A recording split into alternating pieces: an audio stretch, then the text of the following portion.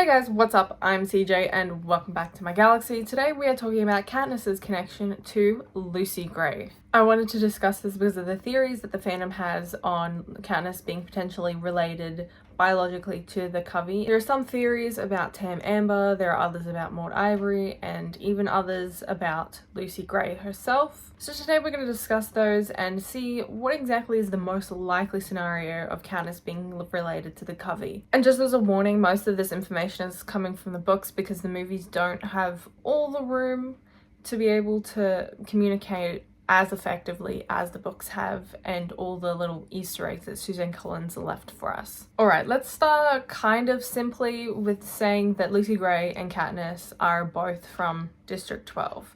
We know that from Songbirds and Snakes, the Covey was from kind of all over Panem. They were travelers, but eventually during the Dark Days they got trapped in District 12. Katniss was from District 12 as far as we know. She is never explicitly stated to have been in the Covey in any way, but there are a lot of customs that her father taught her that were very similar to the Covey themselves. Things most notable about the original series is first of all about Snow's obsession with Katniss and everything she does. He's following her. He even states this at the end of Mockingjay before he's executed, that he was following Katniss this entire time, very obsessed with her, and he missed all the signs from Coin wanting to become a new dictator over Panem. And we know now from reading Songbirds and Snakes that the reason he did that was because Snow saw a lot of parallels with Lucy Gray and Katniss, one of which is an Easter egg in the movie. This is one of the very few Easter eggs I find that is actually in the movies because they left out a couple, so they put emphasis on very specific ones. That's kind of long-winded way to explain it, but you get my point. Katniss bulbs, I think you'd call them. They're like this swamp potatoes, essentially, as Lucy Gray's scanning them in a really, really long scene that's slowly zooming in. Maybe my brain zoomed it in. I don't know what the shot was. I don't remember.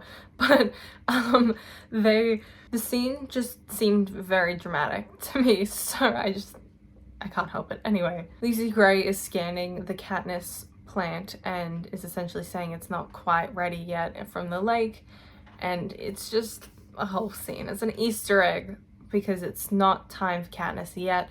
There's also a bow and arrow in the arena in the movies that I don't think is in the novel. I haven't reread the novel yet. I'm gonna get to it, okay? Leave me alone. Another very obvious one is in the movies and the books is all the songs. There is more than just the one Hanging Tree song in the books, which I'll get to in a minute. The Hanging Tree song that Katniss sings and is a part of the song that I think District 5 rebels to. I always forget which one it is because it's water, so I associate it with District 4, but it's not District 4, it's something like District 5. It's the background song to another rebellious act that turns off their hydroelectricity. Katniss sings it, and I like to refer to the Hanging Tree as the actual ballad of Songbirds and Snakes. As Lucy Gray ends her life in Songbirds and Snakes, she finishes writing the song and the lyrics kind of become about Snow's and Lucy Gray's relationship, so that's why I kind of consider it the ballad, the literal ballad of Songbirds and Snakes. Aside from the Hanging Tree, we don't get the rest of the songs in the movies, which is really disappointing. The one that comes to mind that I was really disappointed that Katniss also sings is Deep in the Meadow.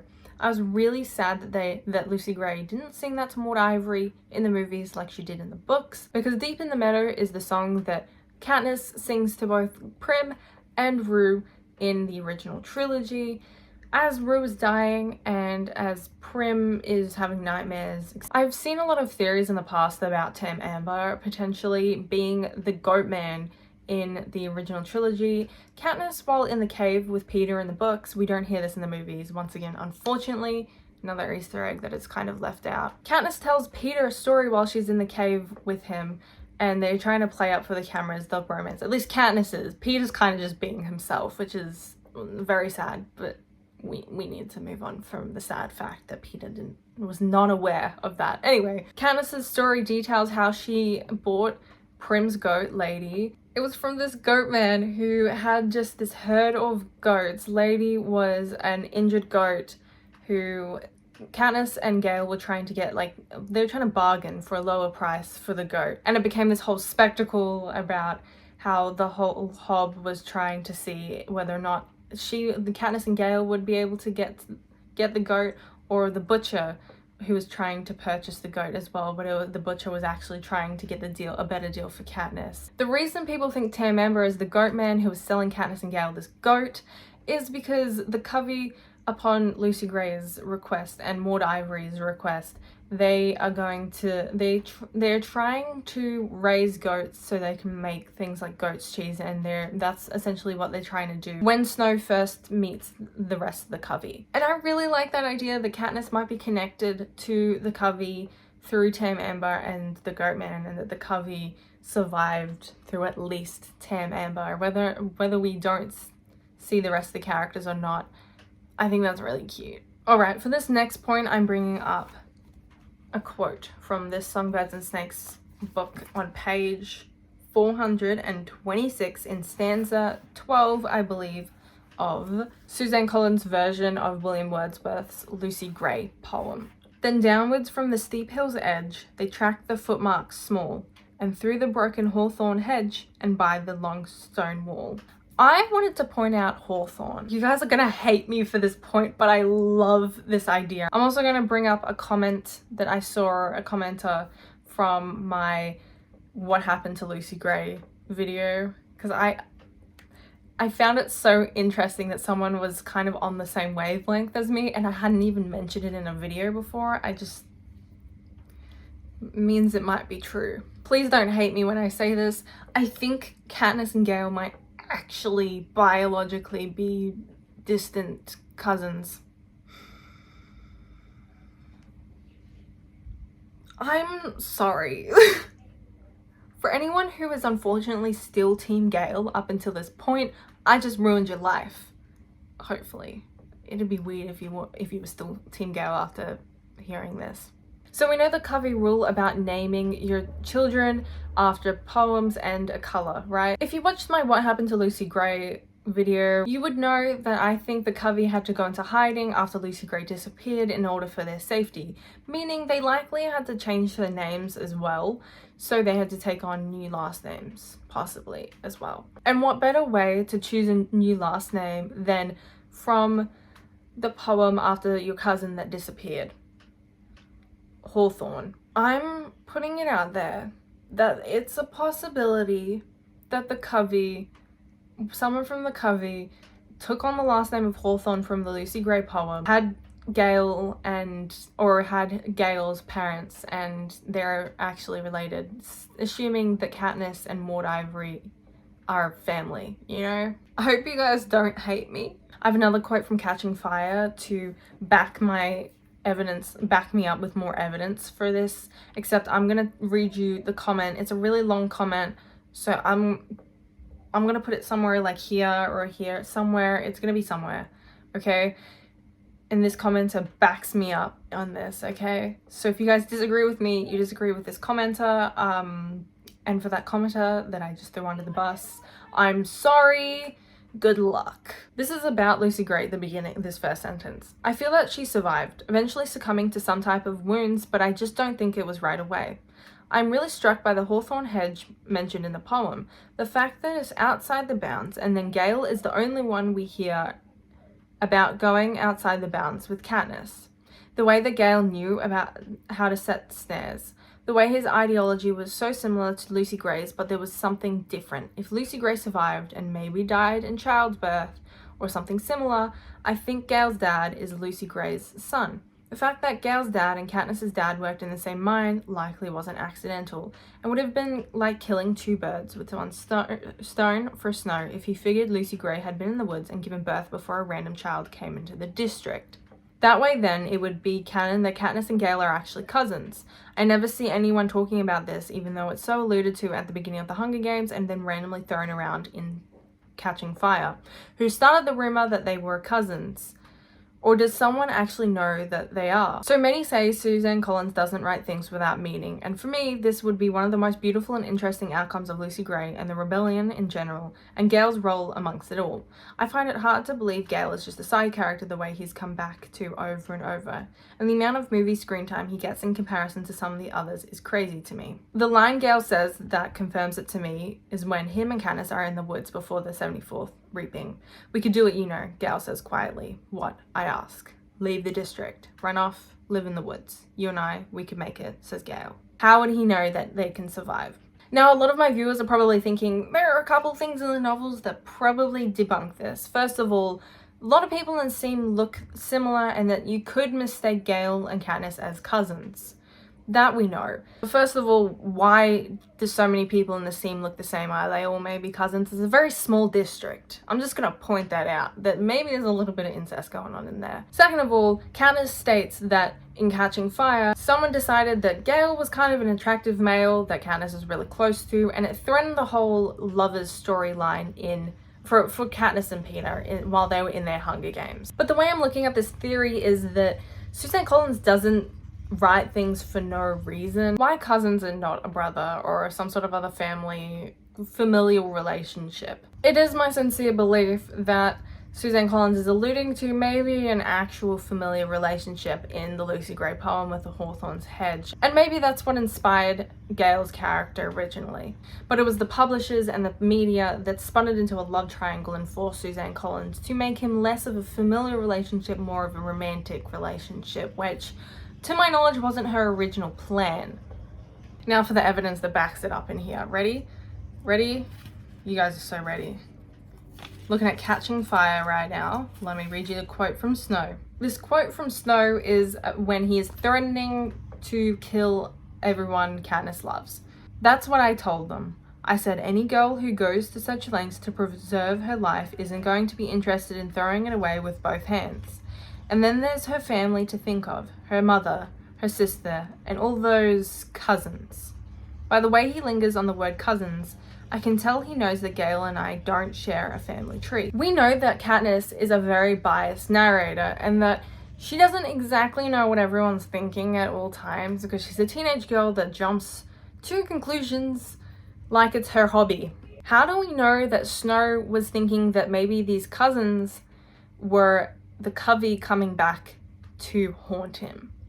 Because he knows that distantly that they probably are cousins and that Gale and Katniss are working in cahoots with each other like the Covey taught them to do and to take Snow down. He's worried that the Covey is coming back to kill him for revenge on Lucy Gray's life. I'm just saying that there is a connection here between Gale, Katniss, and Lucy Gray and the Covey. And Snow knows that. Katniss maybe not so much, which is kind of a good thing, because if she knew that they were possibly related, then the love triangle thing would be a little bit more weird. Another point I find very interesting is in the very first Hunger Games novel that we know that Suzanne Collins was setting up for Lucy Gray all along.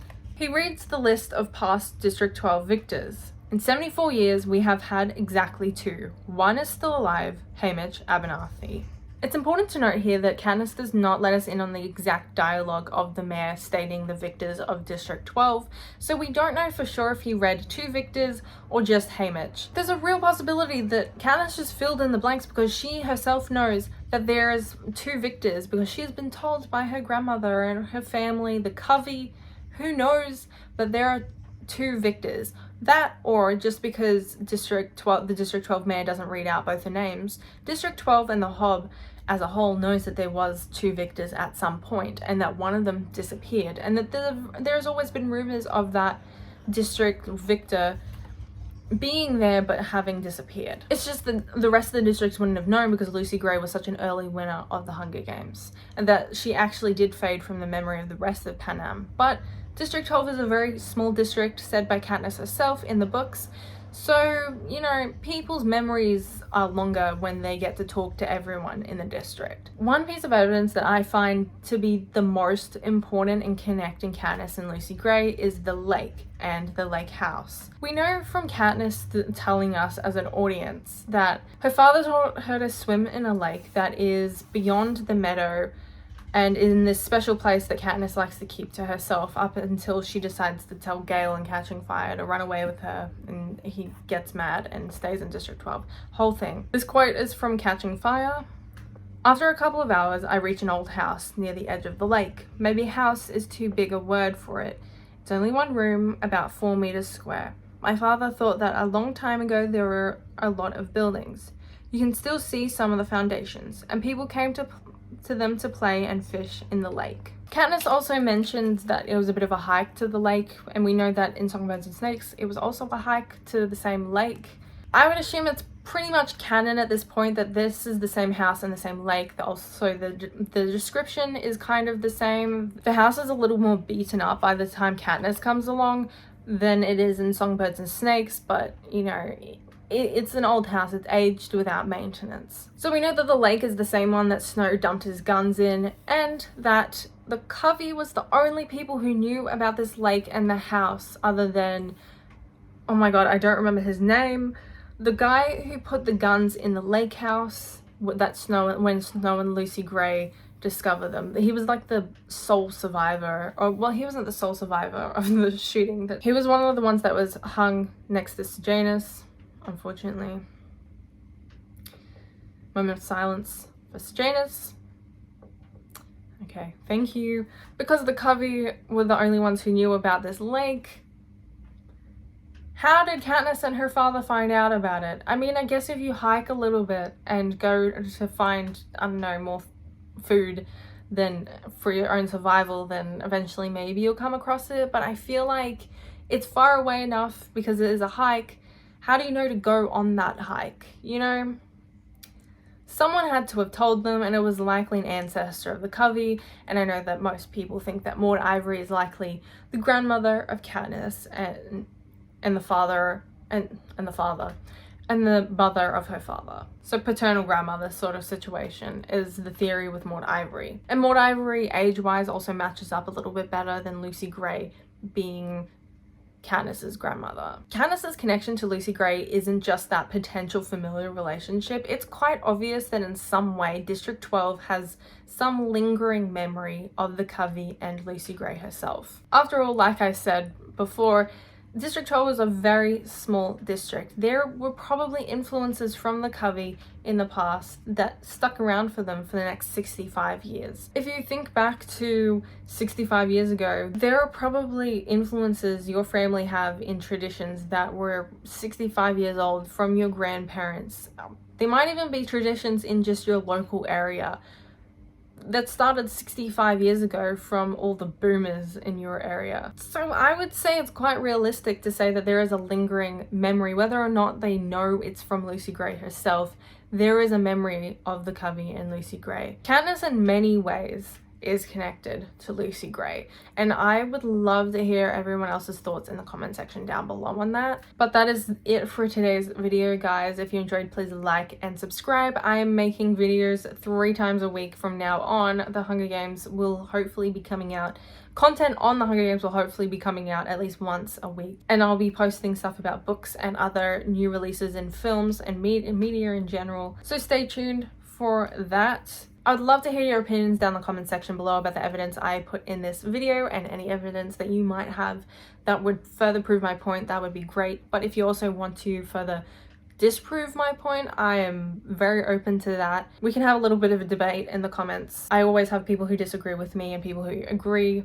Love to hear your thoughts at the end of the video. Once again, I hope you guys enjoyed this video. I have been CJ, and I'll see you guys in the next video. Bye!